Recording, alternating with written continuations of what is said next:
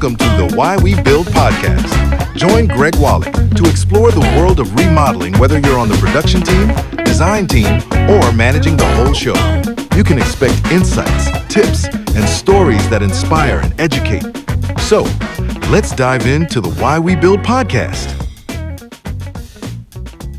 If you've been in the remodeling business for any length of time, you've had this experience. A project starts well, the client is excited, the crew is ready, and somewhere along the way, it starts bleeding money. A delay here, a change order there, a subcontractor waiting on a decision that should have been made weeks ago. And if you're like most design build owners, when you go looking for the source of that bleed, you look at the construction phase. Was the estimate off? Did a sub misread the plans? Did material prices jump? Those are all real questions. But what if I told you that in many cases, maybe most cases, the real source of those losses was set in motion long before the first nail was driven? We're going to talk today about something called upstream profit protection. The idea that the design phase isn't overhead. It's one of the most powerful risk management tools you have. You get it right and your projects run smoother. Your margins hold and your clients stay happy. Cut corners on it and you'll pay for those corners in the field and at a much higher rate. Now, my guest today has spent nearly 30 years in residential and commercial design, and she's built a coaching company specifically to help designers and design build firms stop the bleeding. She's got a framework for exactly how this works, and I think our listeners are going to find this conversation incredibly practical. Before we get any further, let me introduce today's guest. Betsy Brandenburg is a certified kitchen and bath designer with nearly 30 years of experience in residential and commercial design. She is the founder of Designer Sanity, a business coaching and education company that helps interior designers and the design build firms they work with create calmer, more profitable businesses through simple systems and intentional planning. I love that word, intentional. Now, Betsy is the creator of the Design Roadmap System, a practical framework that helps designers streamline their processes, reduce decision fatigue, and regain control of their time and their projects. She is a 2025 KBDN Innovator, a frequent industry speaker, and a 3-time presenter at Voices from the Industry. She teaches professional practices in interior design program at Portland Community College. Betsy's mission is simple. It's help designers and design build firms replace overwhelm with clarity, protect their margins, and build businesses that actually support the lives they want to live. Betsy, welcome to the Why We Build podcast. Thank you so much, Greg. I'm really happy to be here. Now, in the pre-show notes that you sent over to me, you mentioned a $200,000 kitchen remodel. It is surprisingly easy to lose between $10,000 and $15,000 in profit. And most of that time, that leak started during design and not construction. So someone with a production bias, I appreciate that point of view. Where does that number come from in practice? Yeah, so I think what happens a lot during construction is we're so focused on this was late. We had a delay here. This was out of stock. A part was missing or something wasn't there, and we had to have the plumber come back or extra coordination was needed. And it seems like a lot of complaints that contractors are having is, oh, my designer isn't getting back to me with information fast enough. The homeowner isn't making decisions fast enough. And those kinds of delays, when you have to have your team on hold, your production team on hold, when you have to have subs come back extra times that you weren't planning on, that's all profit bleed, right? That's all. You can sit down and do the dollars and cents for that. And sometimes it feels unavoidable and like it's just a construction frustration. What I find is most of the time that's something that didn't happen in design. And most of the time it happens because we didn't complete design in full before construction started. So it's that we'll just put allowances in and we'll pick it out as we go kind of thing. And as we know in construction, any unknown any unknown is going to be a profit bleed, right? You don't want to have any unknowns. You want to start your construction with knowing exactly what you're doing. So a lot of that is having this design phase that is truly complete. And I have a lot of like places where we check in with each other to make sure that we're staying on the same page every step along the way. But the number one reason why those big numbers are bleeding out during construction is because design wasn't complete. And when I say complete, I mean all the plans are done, full construction plans, and everything has been selected and we have full specifications. So no more allowances in that project budget, that everything has truly been picked out. And there's a process to get there in a efficient manner that doesn't have to feel like, oh, this is going on forever and nobody knows what's going on. So, but anyway, that's the biggest place I see. That is music to my ears. I advocate for full, complete design. I call it full kit when I teach it in project management Mhm. classes. I love to hear that, especially from someone on the design side. Very often, though, our owners are under a lot of pressure to get jobs out the door. How Mhm. can we overcome some of those things, or how do we get this to be part of our culture? Yeah, I think it is. Culture is that's a good word. I love that word, Greg, because I think it's a different way of thinking about things. And if I back up just a little bit, like why I feel so strongly about this, my career started in commercial design, and the company I was working for designed hotels around the world. We were doing the Four Seasons in Dubai, and for instance, Costa Rica.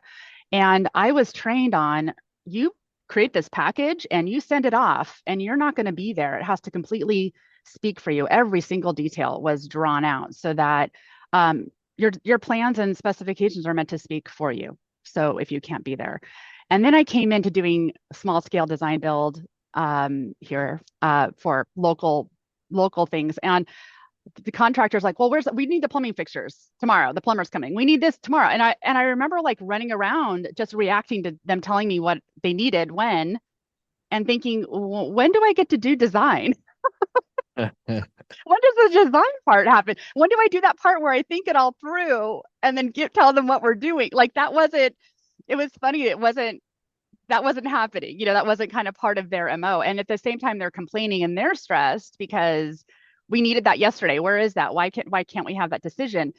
So this is where that design roadmap came in, where you're asking like, well, how do we actually make this happen? How do we change this sort of culturally? And for me, having a visible week by week plan for the design process, and we're really looking at that design process as it's not shopping. It's not picking out things as we go. Design is it's a different way of looking at this project. It's more holistic, and you're starting with a fuzzy vision that gets clearer and clearer and clearer versus a linear vision where it's like you're picking things out in order.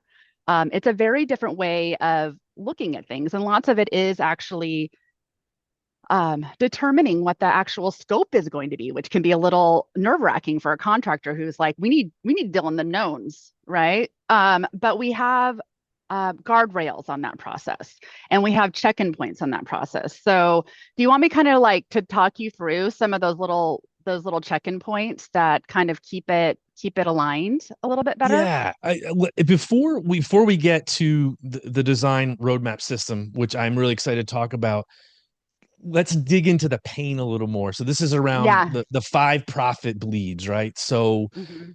you say pricing the wrong project. What does that mean? Hmm. So, as a builder, oftentimes the homeowner's reaching out to the builder directly and they say, I need a kitchen addition. And so the builder goes over and they go, okay, where do you want it? What do you, da da da. And they do a sort of preliminary bid on with a lot of allowances for a kitchen addition for them. And they might go back to the designer and say, hey, we're doing a kitchen addition. Tell me what you think your fees might be, or however we're going to work that out. And we need to get that going. So the designer goes over and asks the homeowner some more questions and looks around and says, well, actually, do we need an addition? What I see here is you're asking for more space. And as I'm looking around, I see that there's a storeroom. Are you using that? And what if we did? So they may be coming up with some other, like digging a little bit deeper on what the questions are. And they may come up with a totally different scope. And now the contractor spent all this time putting together this preliminary bid for a project that isn't even that project anymore. And it's gone off in another direction. And there may be frustration about that because they're thinking, I just spent all this time into this, and and I had this all kind of planned out in my mind how this was going to go, and my foundation guy is coming, my site work guy is coming, and when really it's like we need to kind of have a little bit more of a pause at the beginning there, where instead of immediately selling the build, we sell the design instead, and explain that this design process, part of the beginning part of that is to determine really pin down what the scope is.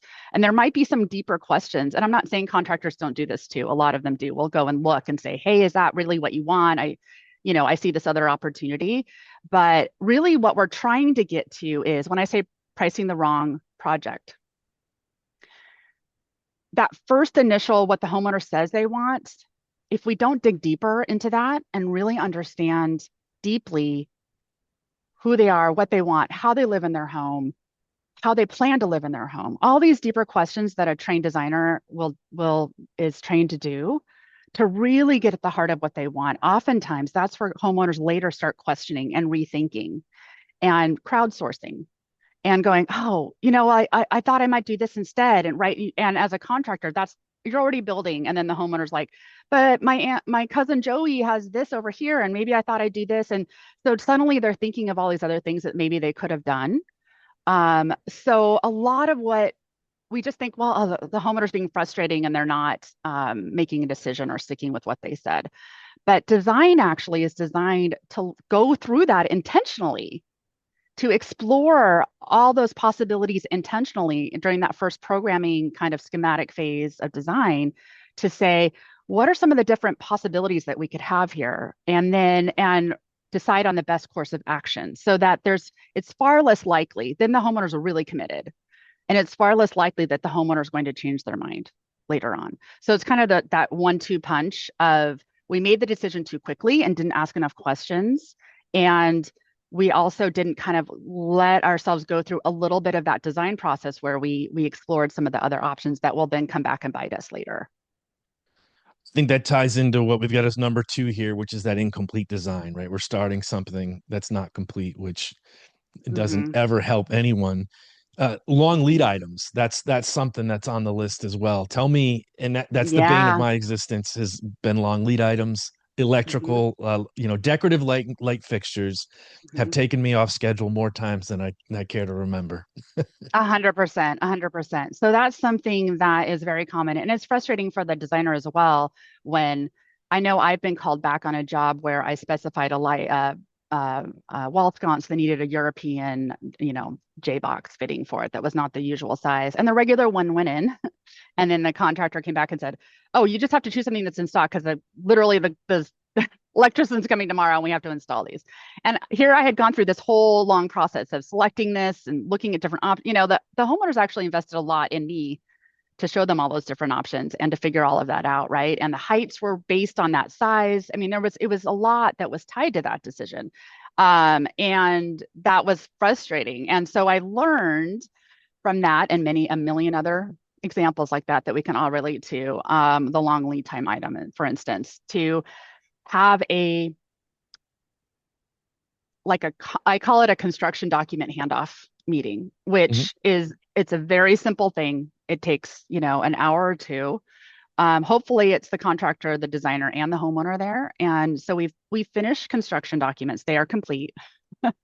As complete as we can get them. Everything's in there. I have very visual specifications that helps too, just to get everybody's eyeballs on, hey, this is what I mean by this item. We can all see them. And we go over everything that we've decided, all the plans and the specifications, and everything that is a long lead time item or requires special coordination. Hey, this is a funny detail, and we're going to have the tile setter come back twice to, between when this is set. And it's a buildability review as well for the contractor, right? So they're getting their eyes on it.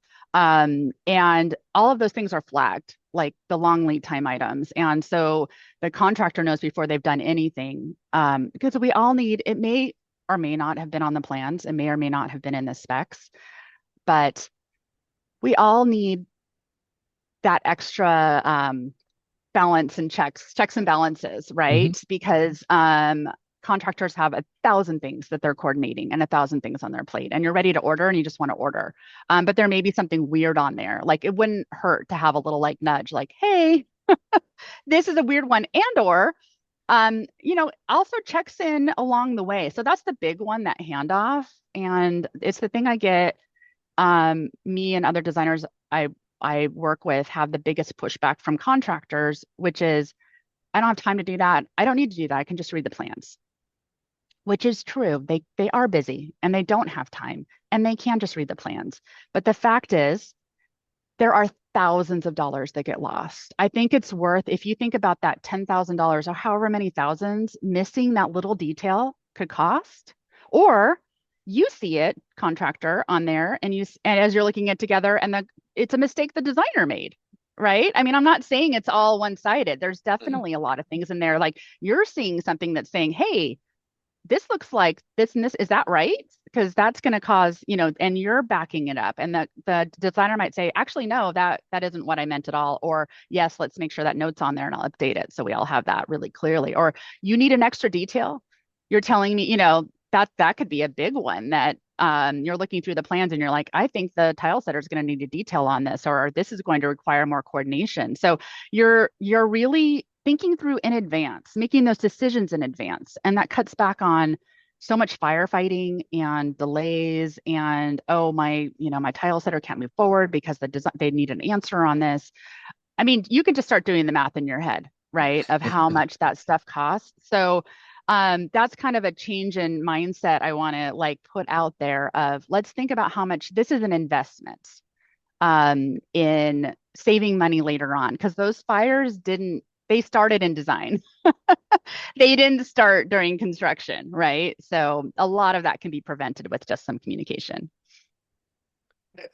I like what you're saying. It is a shared responsibility. And, one of the things that I used to work with this architect, he was in Western Massachusetts, and he would bury these notes just to make sure you were reading the notes. And it was something about Van Halen and the brown M&Ms, right? So Uh-huh. this Yep. whole thing Yep. about I was their just gonna rider say and, that.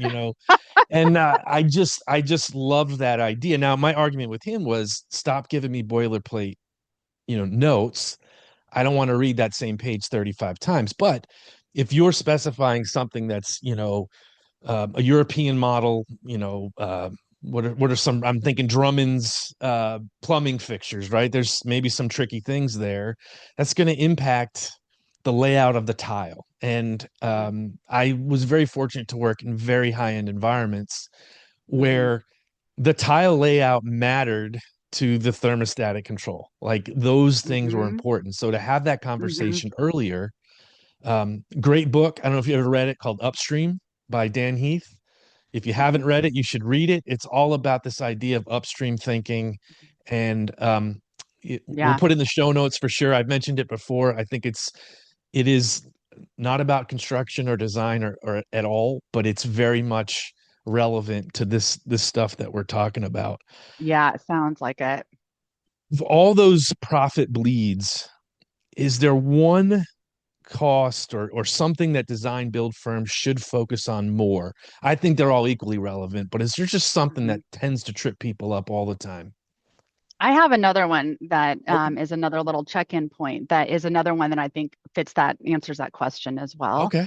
Another big frustration that happens is, and I hear this from contractors a lot, is the designer went wild with the design and now it's way out of scope it's way more expensive than what we had originally said to the homeowner, whether it was a hand wavy said or like a preliminary budget with some allowances in there.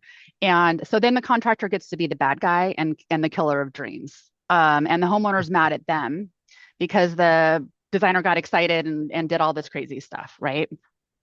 So I have, instead of, and we've already said, like, I don't think you should be making that bid with allowances during the sales process, because I think it's too early. I think some really just hand wavy historical data is great. Like, hey, we're looking at kitchens that are like this or in the $200,000 range, just to make sure the homeowner has capacity to move forward. But the place I think you should do that bid or that preliminary budget with allowances is at the end of schematic design. So before, for me, what I call the end of schematic design is we have a floor plan. Our floor plan is finalized. We can put dimensions on it. We know every single part and piece that's going into this thing. We don't have elevations yet. We haven't picked everything out, but we have concepts of everything. So I show my homeowner so generally we know what all the materials are. I don't have a specification, but I know it's a marble slab, right? I know it's a handmade look tile on the full wall in the vanity in the bathroom or something. So I have all of those allowances because I've been showing them concepts of everything. So I think it's really good to have that preliminary budget with allowances from the designer. So we're coordinating on that. So we're giving the contractor, I know lots of contractors are really good about good, better, best pricing, and they're kind of already adjusting their numbers. There's some out there that are like, it's $2 a square foot for tile. And they're just trying to like throw low numbers in to get the job, which doesn't serve anyone, in my opinion. But I think we can do even better with that because if we do a really thorough schematic design process, which so we know everything we're doing and we basically know the level of finish that we're doing for everything. And then we can coordinate on that. Then that preliminary budget can be much closer, and we can have that potentially that hard conversation earlier before we've gone through all the trouble of picking everything out, before we've completed all of those construction documents and specifications. We can have a little bit of that rip the Band-Aid off. Like, hey, client, this is the level of finish you're telling us you want. Here's what it actually looks like all together. Because they don't get that, right? They're like, well, this faucet, I don't know. They want solid gold everything until they really see it all in one place, right? Right. So you could have a little bit of that. This is looking more like a $300,000 kitchen because what you're telling us schematic, conceptually that you want is all, but we can have those sort of different price points, what this looks like, and get that pinned down earlier so that then when we go to pick out the actual product, the designer has an actual number for allowances that they're working with instead of just a vague idea. And then we can have those conversations. And this is what I know contractors really want is every step along the way, the designer is able to have that conversation with the homeowner of, well, this is in line with the budget we talked about, homeowner. But I want this other thing. Okay, well, that's going to be more, and we can put that in there. But I always then have the lower, the more inline selection in my back pocket. So it's like, no problem. This is still, it's up to you. I can't tell you how many homeowners I've had. They just figure it out. They're like, I want what I want. I don't know. I'll cash some other stocks. I mean, there's different mindsets, right? But I've had so many homeowners who they fall in love with something and they figure it out. So it's not for me to say you can't have that. But it is for me to give them information so they can make an informed decision, right? And again, we're going to go through that process of actually picking everything out. But now the designer is going to be more in step with the budget every step along the way and informing the client. Again, it's not going to be a big surprise when you do the final bid with the actual everything picked out of, hey, it's over. Coner, but we've been having that conversation with you all along. You understand. It isn't like they feel betrayed or how did this happen, right? It's more of and not only that, as we were picking that out, we've been telling you all along, hey, we'll have other options for you in case when you see all the numbers at once, that's feeling not right. I find homeowners have an easier time prioritizing once it's hard to prioritize until you really see what it all means together, right? But now we've had these like different check-in points. So we're hopefully keeping things much more in line so the contractor doesn't have to be the bad guy. The project doesn't go on hold because the homeowner's so freaked out. They're like, I'm going to go get other bids, which happens all the time, right? Like, well, this is just too much. I'll just farm it out to somebody else. You've built that trust. And the client really feels like everybody has their back. And, the designer is looking out for the design, but they're also their back with the budget. The contractor supporting this process as well, so we're all finally working together in a much more harmonious way. And I think in that kind of environment, the homeowner's less likely to go somewhere else and or be mad at you. You don't want to start the build with we're already having a contentious conversation about money. Right. So that's another place that I think is one of the biggest ones that we can make that go more smoothly. Yeah, this is, I mean, a lot of what we do is about trust, and this certainly would help that at all. So tell me about the design roadmap system. What is it and how does it address? I mean, obviously there's a client experience part of this, but then there's the profitability part of this that, is important to so many of the business owners. Yeah, I think the design roadmap is all about simplifying and making the design process visible and easy for everyone to follow along and see what's going on every step of the process. And I think one of the big things, I just had this happen recently. My husband came back from a neighborhood emergency preparedness meeting, and he had, you know how they have those lists that about making your emergency kit, and it's like Yes. get all the food and get the water for 2 weeks, and it's like 100 things on this list that you're supposed to do. And what do we do? We're always like, I should do that. It feels kind of daunting, right? And I liken that to like what most designers' design processes are like. They're kind of like either they're completely vague or they're so detailed that you can't really follow them. It's a lot of information and it's not really useful. And what happened with this recent emergency preparedness meeting is that my husband came back and he had something I had never seen before, which was a really simple trifold pamphlet, and it said, "Here's how to put your kit together. Week 1, get 3 gallons of water and 5 cans of tuna and beans and a can opener. Week 2," and each week it was like 3, and I was like, "Oh my gosh, that's a design roadmap." That is you now. I was like, can you do that? Yeah, that actually feels doable, right? It's so simple, and I love this visual because that's exactly what I've turned the design process into with the design roadmap. It's a week by week plan of everything we're going to do on the project from start to finish. And this was something that I created years ago because I had a horrible time staying on track with my timelines. And I got this huge house project and I finally was like, I got to fix this. And for the first time, I sat down and I thought, well, what does the client want from me? Like, how can I keep everybody on track with what we're doing? And I made just a week by week, hey, this is every step we're going to do, every meeting, every deliverable. And I just planned it out from start to finish for a whole house remodel. And it's a long process. Mhm. Um, I expected the homeowner and or the contractor and or the architect to say this is taking too long or whatever, but actually it made the invisible visible. So they were really happy to go along. So that's a little side note is when you make that visible, the homeowner's way more likely to invest in it and not see it as just like an extra thing that they don't understand what's even happening. But I was finally able to follow it for the first time, and my homeowner was, and we were able to make all the meetings and we knew when everything was happening. And it was so insanely simple. I couldn't believe what a difference it made. It's like, this is so obvious. Why didn't I ever think of this? So I started making design roadmaps for all of my projects because I noticed every time I have this design roadmap, my projects go great and they go according to plan. And I can give it to my contractor. They know when the plans are done. I can give it to my homeowner. They know when all the meetings are happening. Everything just became visible and very easy to manage. Everything we just talked about with those coordination points with the contract, that's all on the roadmap. So everybody knows, hey, this week is when this is happening. This week is when this is happening, right? So it's not suddenly a fire that somebody needs to put out.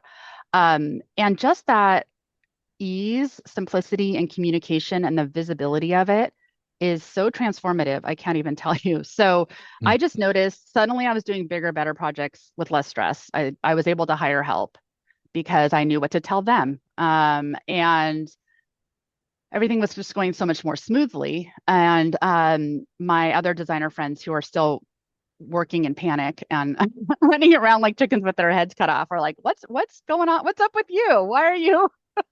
I just started noticing, homeowners aren't calling me in a panic. My contractor isn't calling me in a panic. Um, there's the reason why I have all of these steps on here, by the way, is because I made my process visible. And then every time something would happen, I would think, how can I go back and make my process better so this never happens again?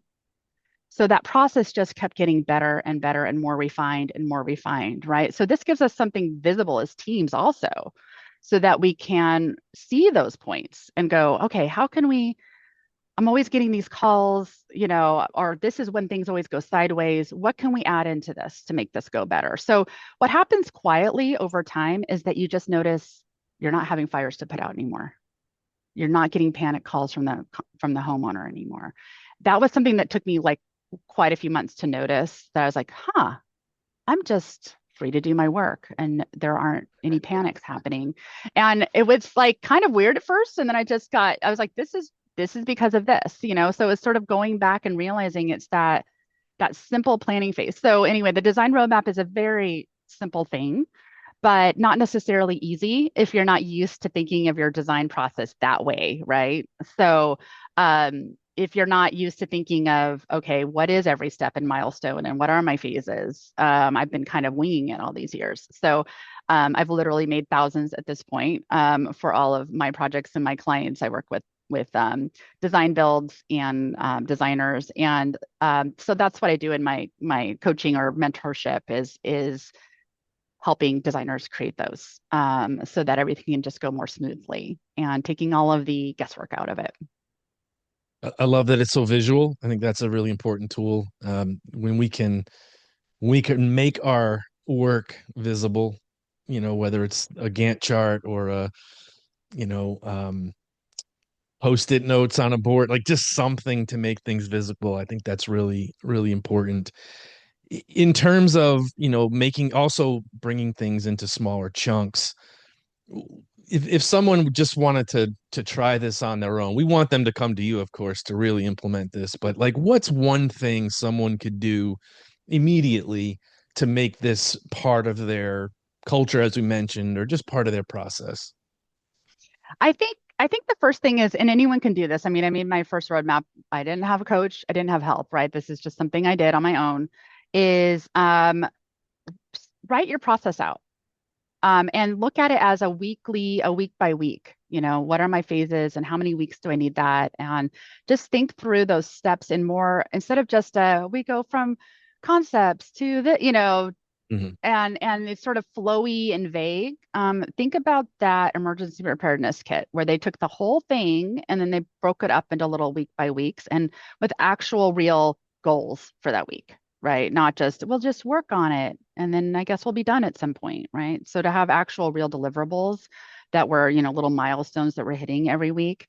That's something that just sitting down and looking at all of that at once is something that I think anyone can do because we've all been doing this already. And really, when it comes to your process, it seems like every project is different, but the design process really isn't. I use the same process whether I'm designing a fireplace facade or in an entire house. I still go through all the same steps. It's just they take longer or less time depending on the size of the project, right? So you still have to do all the things. You still have to interview the client. You still have to measure. You still have to, it's all the same things. It's just faster and more condensed with a smaller project. So is that small enough? That's perfect. But what about so let's talk quickly about like the documentation. Like how are you having your clients, whether they're designers themselves or the actual client interaction, how are we documenting this sort of thing? Is it in software? Is it on a poster? Like, what are you doing to track this stuff? This is the beauty. The design roadmap is literally a Google Doc. And so there's no tech to it. And the reason that's very intentional because do homeowners ever read Gantt charts? Very few, I don't right? think so. That's great for internal planning. Like Yeah. that's awesome. But as far as so when I made it for the homeowner and I was thinking, what do they need? So it was a very like week one on this date, we're doing this. And it was all written from bullets, headers, it's just a very clear week by week that goes through. Now, that's not doesn't mean that you can't then take that and integrate it into Builder Trend or whatever else you're using. But what I find is most designers I know, and design's different than construction. So contractors have to use scheduling in there. They never get anybody at the site on time. So they're really good about that usually. But with designers, lots of times Builder Trend or whatever project management software they're using has a scheduling feature, and designers never know what to put in there. Um, so this is that thinking through So even if you want to put it into something more techy and that works well for your brain, having this visual sort of narrative way of doing it is very low. There's a very low bar to making it. There's a very low bar to updating it. And it's something that you can easily share. I share mine with my homeowner. I share an example during the sales process to say, hey, this is what we're going to do for you and how we're going to show you what we're doing. Every month, we cross out what we've done, update it so they always know exactly where they are. Like we're using it and updating it every step along the way. And it's always going back and forth to the homeowner. And it's a very easy format for that. I think and it's descriptive, right? So it's telling them like, hey, we're going to have this meeting. We're going to go to the showroom. We're going to look at, it's telling so they can really understand what's happening versus a Gantt chart that just says, tile selections. And they're like, what does that even mean? And that's where they start going off and going shopping or asking their friends, they start filling in the gaps because they're unclear or Hmm. unsure. And this very, like, really showing them what's happening. And so they can visualize it and they can see, oh, I see how that's going to get done. They relax and they just trust you. And that's another little side benefit that I didn't realize was happening at first. And then I was like, I have a lot less questioning, a lot less clients going rogue and doing other things. And I think for the design build team, all being on the same page for sure, because we want the contractor to be having those regular check-ins, that we're checking in about, here's what I'm looking at for concepts. Does this seem feasible? I don't want to go rogue and, get the client in love with something crazy that isn't going to work. So now that we have this week by week, everybody knows exactly what's happening when, so we can plan ahead for all of that, right? And it's not just these extra things that feel like they're throwing our schedule off. So one last question, or yeah, one last question. How do you make the case to a builder or even a homeowner that this isn't wasteful? Like, how do you really sell? And I'm all for it. So I'm not challenging anything you're saying here, but how do we get the word out to folks? I think just sitting down and looking at all of those profit leaks and all of those frustrations and hassles that happen during construction, that we have experience with those. We can tell them all these examples of all of these things that happen and how design's an investment in making for a smooth build. It's like laying the foundation and doing the site work, that it takes some time and it takes some investment. But if we don't, everything you build on top of it is just going to fall apart or it's going to be really shaky. And nobody wants that. Nobody wants to have delays or not know what's going on or have to be having, subs come back or, things didn't get done right. And that's where I think more than anything, I know contractors work so hard to gain the trust of the homeowner and to hold on to the trust of the homeowner. And it can get destroyed so fast and so easily. And it feels like all of your hard work and doing that was for nothing. Something as simple as, I don't know, something got damaged or the dog got out or, something kind of somebody parked in the wrong place. So there's so many of those things that we can use that design process to make all of that go smoother and more known in construction. To me, it's a no-brainer. And if you think about how much I did a little thing where I was looking at like, oh, that meeting costs $150 and that could easily save you $10,000 in Right. delays, right? So really looking at the dollars and cents and thinking of like, how much did all of those things cost on what do I see averaging on these projects? And I know a lot of builders, whether if you're not design build, you're working with designers or not working with designers or good designers who actually do complete drawings where it's helping you. It's night and day, right? How much more smoothly that goes, and that's in the homeowner's benefit. So I think when you really look at those numbers and just think of that, look at how design is really an investment in a smoother build, a more I'm going to say profitable for the contractor, but that a profitable build in that sense is a smooth build where the client is happy and they're getting what they want, right? And a lot of those things where profits are bled are places where the homeowner's mad at you because something went wrong and you're like trying to keep them happy. So you fix it and, all of those things. So much of that can be prevented. Betsy, how can we get in touch with you? So the best place to find me is at designersanity.com. And I'm also on Facebook and Instagram at Designer Sanity. So I'm pretty much there across all the genres, all the Okay. places. Well, So yeah, and I'm trying to stay more active in all my socials. So connect with me it's there. a I lot should of find work. you. It really is a lot of work. Yeah. But yeah, I love to talk with more contractors about this. It's something that because I do work with a lot of design builds and it's like I see this frustration over and over and it feels like no one's really talking about it or solving it. So I'd love to talk with more people about what they're seeing also. So I do have a free discovery call link on my website. If anybody just wants to tell me I'm full of crap, I don't know.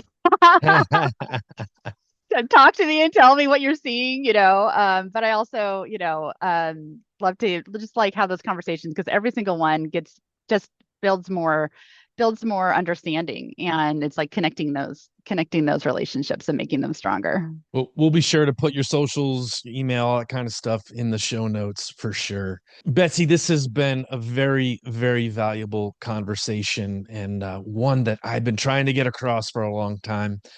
I think what's so powerful about this framework is that it doesn't ask, remodeling owners to become designers. It just asks them to look upstream, to stop Hmm. treating design as a cost to minimize and start treating it as the risk management tool it actually is. So the idea that a $3,000 shortcut in design can create a $30,000 problem in construction, that's the kind of math that should change how every firm approaches project startup and the 5 process profit bleeds that Betsy laid out today give you a specific checklist to go back and audit your own process against. If you want to learn more about Betsy's work and the design roadmap system, head over to designsanity.com and we'll put the rest of her contact information in the show notes. Betsy, thank you so much for being with here on the Why We Build podcast. Thanks so much, Greg. And thank you for listening. Please, if you have any suggestions or a guest suggestion, please reach out, Greg at remodelersadvantage.com. That's it for this episode of the Why We Build podcast. We hope you found something valuable to take back to your team. If you enjoyed the show, be sure to subscribe and leave a review. Please send in your ideas for future episodes. Thanks for listening, and we'll catch you on the next one.